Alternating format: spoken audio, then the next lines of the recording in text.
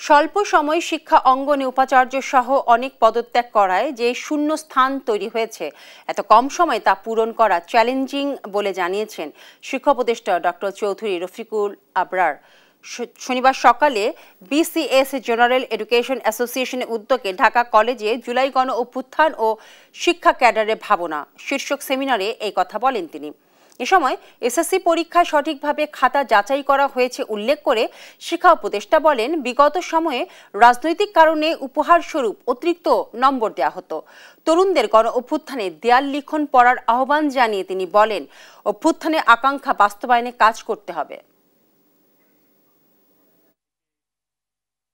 যেভাবে খাতা দেখা হয়েছে, এখানে যে যোগ্য ছাত্র তার যা প্রাপ্য নম্বর সেটাই সে পেয়েছে। রাষ্ট্রের পক্ষ থেকে কিন্তু রাজনীতি করার কারণে তাদের কাছ তাকে কোনো উপহার সেখানে দেওয়া হয়নি। আমরা মনে করি এখানে আমাদের শিক্ষা ব্যবস্থার আমরা যারা রয়েছি, আমাদের এখানে অবশ্যই এর থেকে শিক্ষা কি, আমরা কিভাবে এর থেকে উত্তরণ ঘটাতে পারি, কেন এই বিপর্যয়টা ঘটলো সেটা করার সময় আছে, সেটা প্রয়োজন আছে।